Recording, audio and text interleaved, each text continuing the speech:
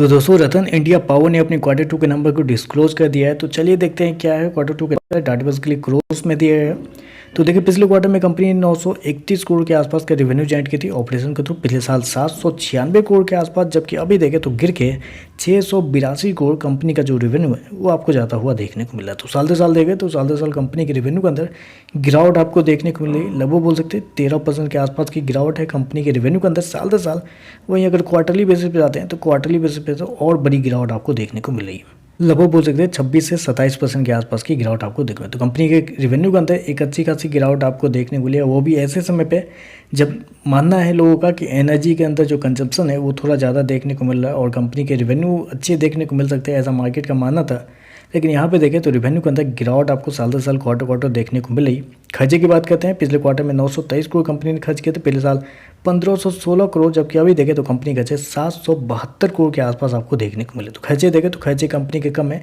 कम क्यों है? क्योंकि बेसिकली कंपनी ने अपने जो कुछ कर्जे हैं वो कंपनी कम कर रही है। पिछले 2 क्वार्टर से कंपनी के जो कर्जे हैं वो आपको कम होता हुआ देखने को मिला, क्योंकि फाइनेंस कॉस्ट अगर आप देखते हैं तो फाइनेंस कॉस्ट यहाँ पे आपको पिछले क्वार्टर में भी कम था, इस क्वार्टर में भी कम है। इसकी वजह से कंपनी के खर्चे जो हैं वो आपको कम होते हुए देखने को मिले। कंपनी के कॉस्ट ऑफ मटेरियल जो अगर आप देखते हैं तो कॉस्ट ऑफ मटेरियल के अंदर वही चेंजेस देखने को मिले, जो होता है रेगुलर जो होते रहता है वही आपको देखने को मिल रही है। तो स्पेशली आप इस पे मत जाइएगा कि कंपनी के खर्चे पिछले साल बहुत ज़्यादा इस क्वार्टर में बहुत कम है, उस पर मत जाइएगा। कंपनी के खर्चे पिछले क्वार्टर से आप कंपेयर करें और पिछले क्वार्टर से देखें तो पिछले क्वार्टर से नॉर्मल आपको देखने को मिल रहा है। चलिए कंपनी का प्रॉफिट क्या निकलता है वो देख लेते हैं।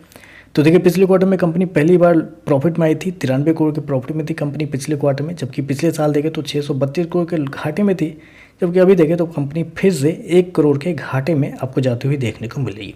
तो ये तो थोड़ा सा गलत हो रहा है, क्योंकि रेवेन्यू आप गिरा रहे हैं साल से साल क्वार्टर दोनों, और क्वार्टरली बेसिस पे आप अपना प्रॉफिट भी आप गिरा रहे हैं। 93 करोड़ के प्रॉफिट में थी कंपनी पिछले क्वार्टर में, अभी 1 करोड़ के घाटे में चली गई। ये तो थोड़ा सा नेगेटिव है, तो कमजोर नंबर देखने को मिल रहा है। ईपीएस की बात करते हैं, पिछले क्वार्टर में 17 पैसे के आसपास था, पिछले साल 1 रुपये माइनस का, अभी देखें तो माइनस में 0.00 देखने को मिला है। तो ओवरऑल अगर देखा जाए तो कुछ खास नंबर आपको देखने को नहीं मिल रहा है।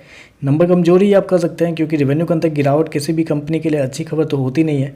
साल दर साल क्वार्टर कंपनी का रेवेन्यू गिरता हुआ देखने को मिला। हालांकि ये पेनी स्टॉक है और इसके अंदर ऑपरेटर बहुत ज़्यादा एक्टिव रहते हैं, तो कभी भी शेयर को ऊपर नहीं चले जाते हैं। आपका जो पैसा लगा हुआ है कभी भी फंस सकता है, कभी भी बढ़ सकता है, तो ऐसे शेयरों से थोड़ा दूर रहे वो ज़्यादा बेहतर रहेगा। बाकी देख लीजिए फंडामेंटली देखें तो कंपनी की रेवेन्यू गिर रहा है, जो थोड़ा सा नेगेटिव है।